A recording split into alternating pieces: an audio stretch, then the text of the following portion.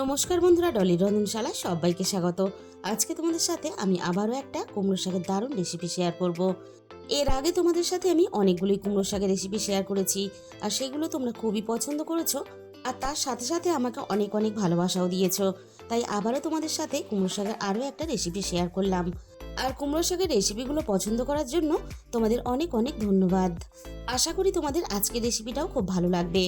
আমি এই রান্নার জন্য আগে থেকেই কুমড়ো শাকগুলো কেটে নিয়েছিলাম, আর রান্নার সুবিধার জন্য আমি কুমড়ো শাকের পাতা আর ডাঁটাগুলো আলাদা করে কেটে নিয়েছি।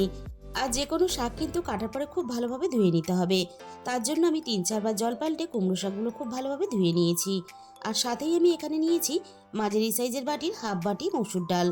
আমার যতটা ডালের প্রয়োজন ঠিক ততটাই আমি নিয়েছি। তোমরা যখন রান্নাটা করবে তোমাদের যতটা প্রয়োজন হবে ডালের পরিমাণটা বাড়িয়ে বা কমিয়ে নেবে। 3-4 বার জল পাল্টে আমি পরিষ্কার করে খুব ভালোভাবে মসুর ডালটা ধুয়ে নেব। আমি আগে থেকে এই রান্নার জন্য কিছুটা জল গরম হতে বসিয়ে দিয়েছিলাম।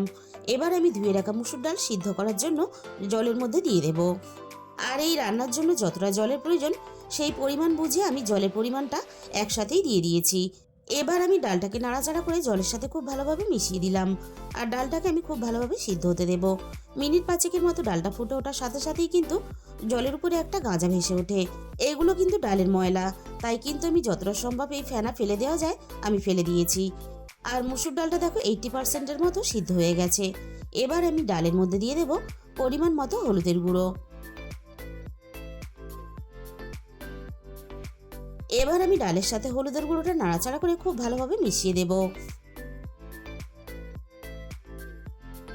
হলুদের গুঁড়োটা নাড়াচাড়া করে মিশিয়ে দিয়ে এবার আমি কেটে রাখা ডাঁটাগুলোকে দিয়ে দিলাম।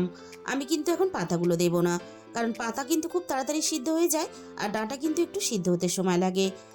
ডাল আর ডাঁটা আমি একসাথে নাড়াচাড়া করে খুব ভালোভাবে মিশিয়ে দেব, আর দুটোই একসাথে খুব ভালোভাবে সিদ্ধ করে নেব।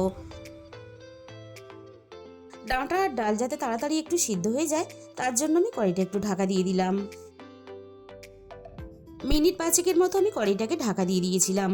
এবার আমি কড়াই থেকে ঢাকাটাকে সরিয়ে এবার আমি ডালের মধ্যে দিয়ে দেব হাফ চামচের মতো আদা বাটা। আদাটাকে ডালের সাথে নাড়াচাড়া করে খুব ভালোভাবে মিশিয়ে দেব। আবারও আমি কড়াইটাকে একটু ঢাকা দিয়ে দিয়েছিলাম। এবার আমি কড়াইয়ের ঢাকাটাকে সরিয়ে দেখে নেব ডাল আর ডাঁটা একসাথে খুব ভালোভাবে সিদ্ধ হয়েছে কিনা। ডাল বেশ ভালোভাবে সিদ্ধ হয়ে গেছে, আর ডাঁটাগুলো হালকা একটু সিদ্ধ হতে বাকি আছে।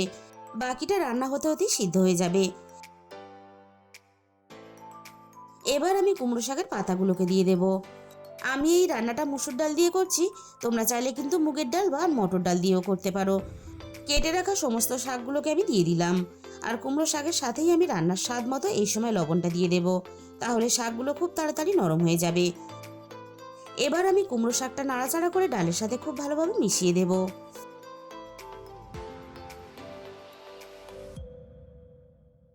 কুমড়ো শাকটা আমি ডালের সাথে বেশ ভালোভাবে মিশিয়ে দিয়েছি। কুমড়ো শাকটা যাতে তাড়াতাড়ি নরম হয়ে আসে তার জন্য আবারও আমি কড়াইটা একটু ঢাকা দিয়ে দিলাম। 5 মিনিটের মতো আমি কড়াইটা ঢাকা দিয়ে দিয়েছিলাম। এবার আমি একটু নাড়াচাড়া করে দেখে নেব কুমড়ো শাক ভালোভাবে সিদ্ধ হয়েছে কিনা। কুমড়ো শাক বেশ ভালোভাবে সিদ্ধ হয়ে গেছে। এর থেকে বেশি আমি আর সিদ্ধ করব না, তাহলে অনেকটাই কিন্তু গলে যাবে। ডাঁটাও বেশ ভালোভাবে সিদ্ধ হয়ে গেছে। একটা কাঁচা লঙ্কা আমি আগে থেকেই একটু থেতো করে নিয়েছিলাম। এবার আমি দিয়ে দিলাম রান্নার মধ্যে। কাঁচা লঙ্কাটা আমি নাড়াচাড়া করে মিশিয়ে দিয়ে এবার আমি ডালটাকে নামিয়ে নেব। কড়াইটা ধুয়ে পরিষ্কার করে আমি আবারও গ্যাসের মধ্যে বসিয়ে দিয়েছি। এবার আমি রান্নার জন্য কড়াইয়ের মধ্যে সর্ষের তেল দিয়ে দিলাম। আমি রান্নাটা সর্ষের তেলে করব, কারণ সর্ষের তেলে রান্নাটা করলে স্বাদটা কিন্তু অনেক বেশি ভালো হয়। তবে তোমাদের সুবিধা মতো যে কোনো তেলেই কিন্তু রান্নাটা করতে পারো। এবার আমি ফোড়নে দিয়ে দিলাম অল্প একটু গোটা জিরে, আর সাথেই আমি দিয়ে দিলাম 3টে শুকনো লঙ্কা। আমি 4-5 কোয়ার মতো রসুন এই রান্নার জন্য লম্বা করে একটু সরু করে কেটে রেখে দিয়েছিলাম। এবার আমি রসুনটা ফোড়নে দিয়ে দিলাম। আমি ফোড়ন আর রসুন একসাথে বেশ লালচে করে ভেজে নিয়েছি। এবার আমি এখানে পেঁয়াজ কুচি দিয়ে দেব। আমি এই রান্নার জন্য আগে থেকে মাঝারি সাইজের একটা পেঁয়াজ কেটে রেখেছিলাম।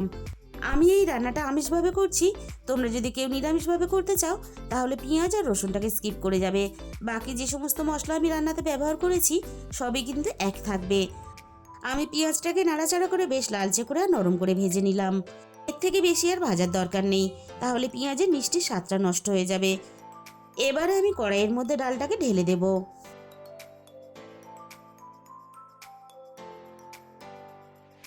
এবার আমি ডালটা নাড়াচাড়া করে ফোড়নের সাথে খুব ভালোভাবে মিশিয়ে দেব। বন্ধুরা, তোমরা যদি এইভাবে কখনো কুমড়ো শাক রান্না করে না থাকো তাহলে কিন্তু একবার হলেও রান্না করে খেয়ে দেখো। গরম গরম ভাত বা রুটির সাথে খেতে অসাধারণ লাগে। এবার আমি রান্নার মধ্যে স্বাদ মতো চিনি দিয়ে দেব। আর চিনিটা কিন্তু অবশ্যই রান্নাতে ব্যবহার করবে, তবেই কিন্তু রান্নার স্বাদের ব্যালেন্সটা ঠিক থাকবে। এবার আমি 1 চামচ ভর্তি করে ভাজা জিরের গুঁড়ো দিয়ে দিলাম। আমি শুকনো কড়ায় আগে থেকে জিরে ভেজে গুঁড়ো করে রেখে দিয়েছিলাম। আর এই জিরে গুঁড়োটা দেওয়ার জন্য রান্নার স্বাদ কিন্তু দ্বিগুণ হয়ে গেল। কম মশলায় দারুণ টেস্টি কুমড়ো শাকের রেসিপি কিন্তু আমাদের রেডি হয়ে গেল।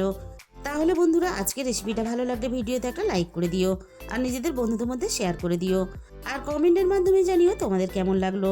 আর যে সমস্ত নতুন বন্ধুরা এখনো পর্যন্ত আমার চ্যানেলটা সাবস্ক্রাইব করনি, এরকম ঘরোয়া সহজ রেসিপি পেতে আমার চ্যানেলটা সাবস্ক্রাইব করে আমার পাশে থাকার অনুরোধ রইল। আর তোমাদের মূল্যবান সময় দিয়ে আমার এই রেসিপিটা এতক্ষণ সময় ধরে দেখার জন্য তোমাদের সবাইকে অসংখ্য ধন্যবাদ।